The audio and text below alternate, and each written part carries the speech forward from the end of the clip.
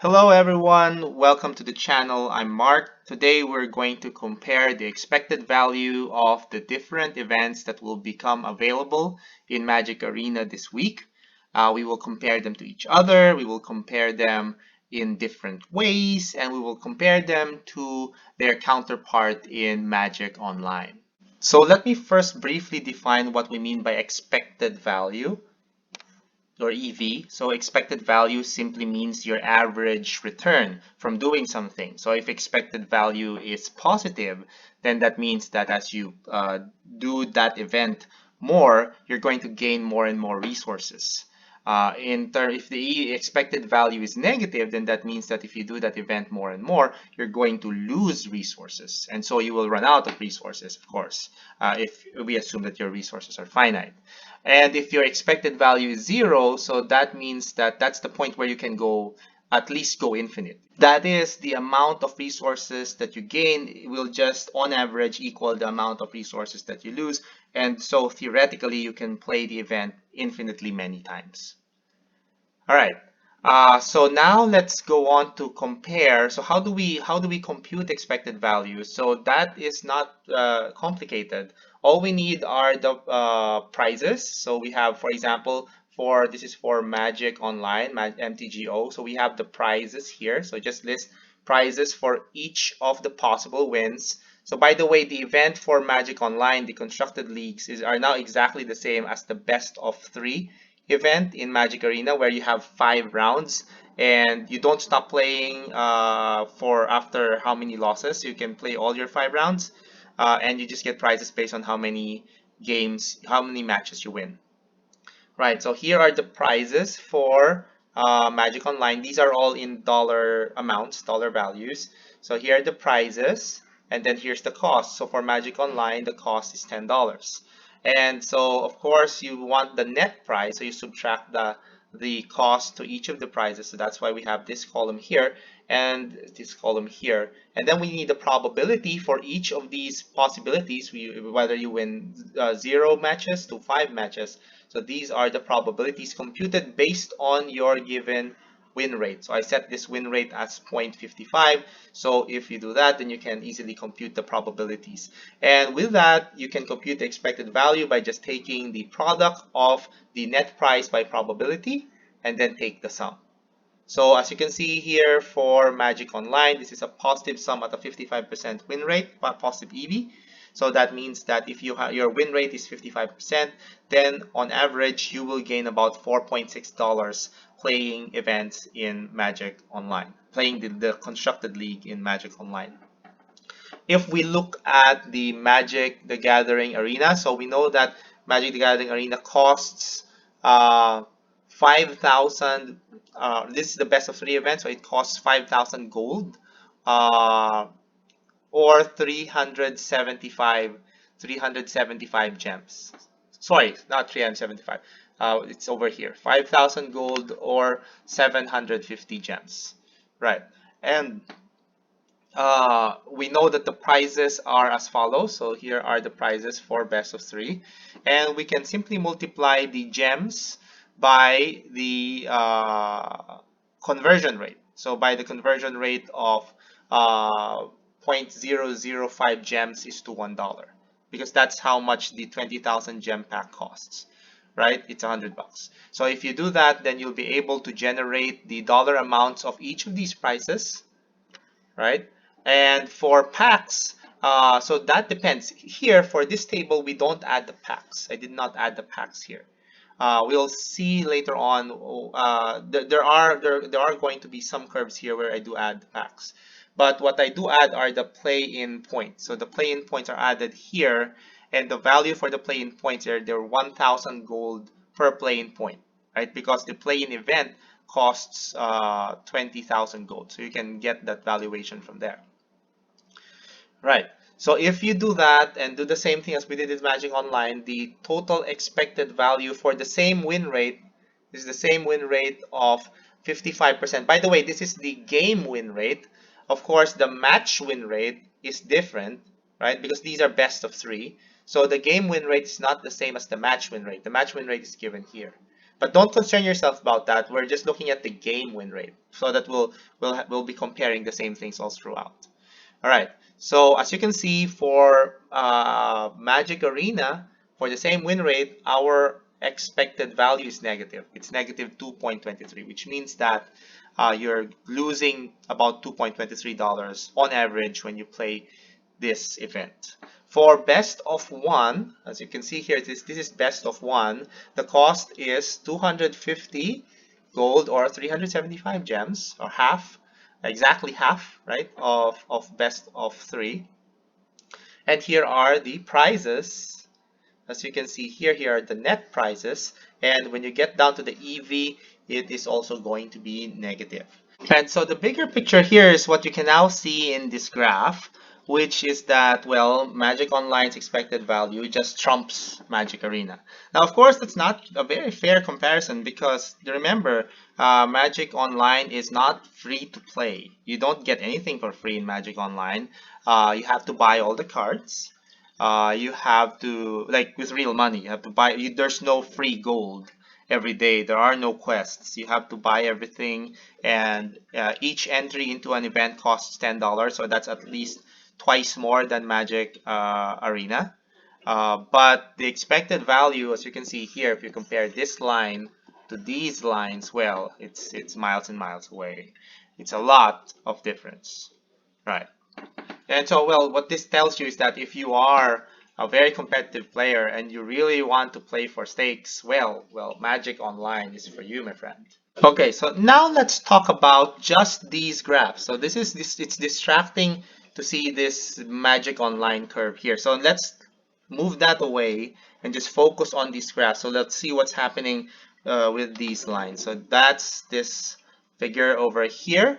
And now we can see the expected values of the different types of events depending on your win rate. So the x-axis here, still the win rate, goes from 0.5 to 0.7. And you can see the colors, these different colors. So the purple and the red one are the ones where we pay with gems, and we include packs in the computation. Right, and you guys, you can see, since we're including packs, so that's additional prizes, right, in the computation. And we're paying with gems, which is cheaper than paying with gold. So those two have the best expected value across different win rates. Right. On the other hand, we next have the when you are paying with gold, but we are including packs. So that's this, paying with gold including packs. And the other one is, so that's for best of one, and this one is for best of three, the gray one, where we're paying with gold and including packs. So that is this and this. So as you can see, they also at the beginning, gray one is actually at the bottom of the green one. But as we move on to higher win rates, they actually are now firmly ahead of the rest of those other lines. Because again, we are including the packs. So as you can see here, it's important to include the packs in the computation. And it's important to make the distinction. And the reason why we're making the distinction is because the packs are not valuable to some players. In fact, the packs differ in value depending on how complete you are with the set. If you already have the entire set, then the packs are really almost meaningless to you. They're like 20 gems each. But if you don't have the full set yet, or if you have no cards from the set, or very few cards from the set, then the packs are actually useful to you. So you want to price them. You can price them at maximum. So that, like, you can price them at maximum. So that's the reason why we're separating them. So if the packs are now worthless to you, then you want to look at paying with gems, right? So MTGA paying best of one, paying with gems, or best of three paying with gems. So that's the yellow one and the green one. So this is the yellow one and the green one. As you can see at the beginning, the yellow one is below the blue. But as you go on to higher win rates, you can see that this is now on their own band, right? So they're separate from the other bands that we were talking about, the other groups that we were talking about. And as you can see, it is cheaper to pay with gems than to pay with, I mean, it's better to pay with gems than to pay with gold, as you can see here, because your expected values are higher. naturally, because gems are cheaper. I mean, paying with gems is cheaper than paying with gold. Of course, sometimes we don't have a choice, right? We have to pay with gems if you don't have any of the free gold. Right, so the last group are if you pay with gold, and we don't include the packs in the computation, right?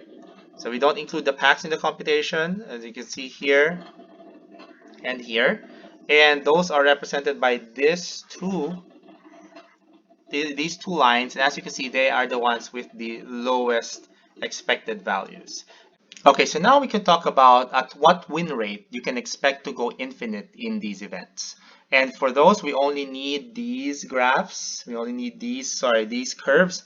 Here at the bottom, we only have 4 now. And that's because we should not be including the other rewards aside from the gems, right? Because it's the gems that you're going to roll over and over again to try and go infinite in these events.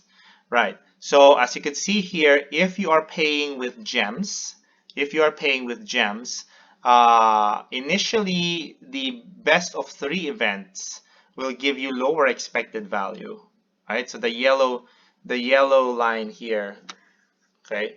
And that shows you the flatter structure of the rewards for best of 1 compared to best of 3, which is a more top-heavy reward structure. And you can see here that for best of 1, it has a higher expected value, albeit here you're not going infinite here because these are both still negative. So at what point do they go positive? So they cross here, which means at some point best of 3 now becomes better than best of 1, right? And actually for best of 3, you need about 69% win rate in order for you to go infinite. Whereas for best of 1, you need about 71% win rate for you to go infinite. That's where we can cross this 0 line here. Now, this is when you're paying with gems. When you're paying with gold, we're already at 0.7 here, and we are still at negative expected value. Now, so what kind of win rate do you think is needed for you to be able to go infinite, go true infinite, right? So here we're going true infinite here, as you can see, to go true infinite in these events. The answer is actually, well, 100% win rate. So that's the answer. It's 100%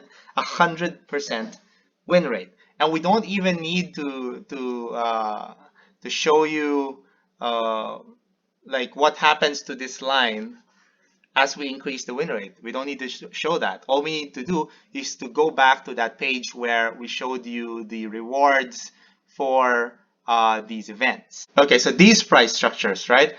All right, so how much does the best of 3 event cost? It costs 5,000 gold, right? It costs 5,000 gold, and or 750 gems. But remember, we're paying gold, right? We're paying gold.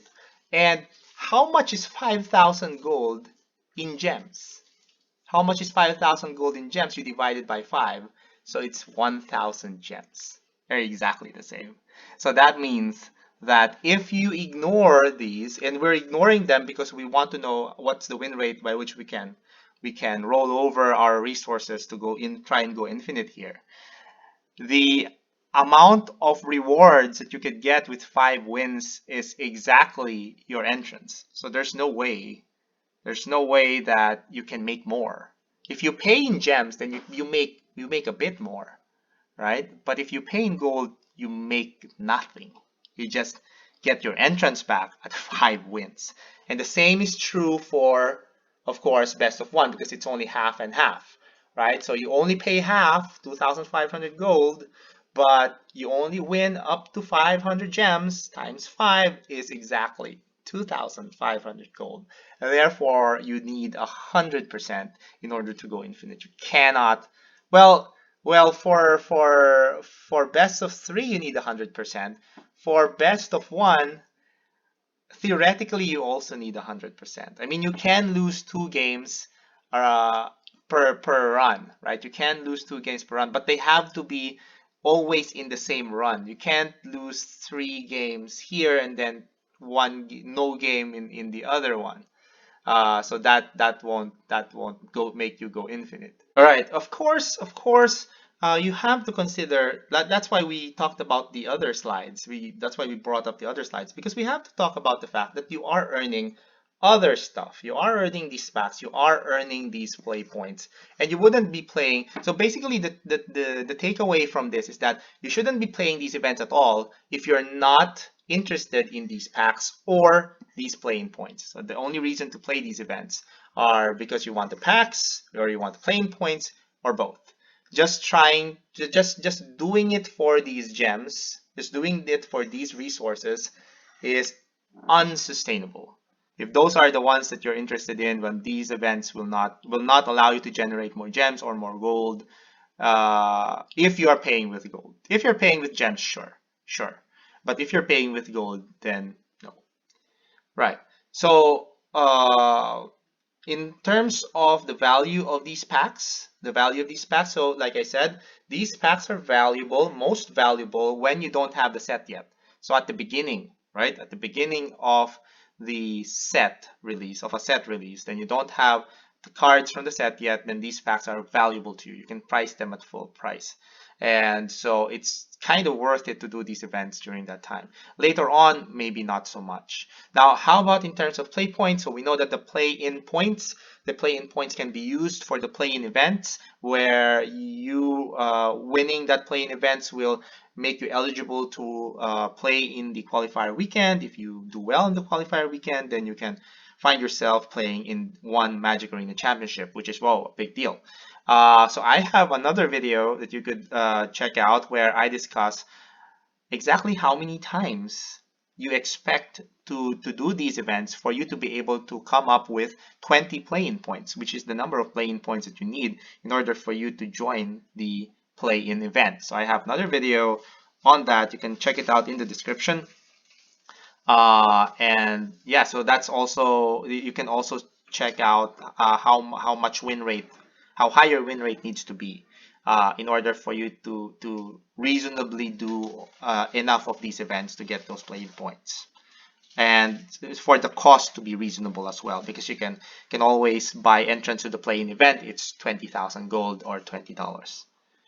All right, so that's it for this video. I hope that it was enlightening. I hope that this opened your eyes to the expected value of these events compared to each other. It certainly opened mine when I realized that, whoa, you need 100% win rate if you're going to pay gold. That was all right, so thank you for watching. I'll see you again next time. May the Shafter be with us all.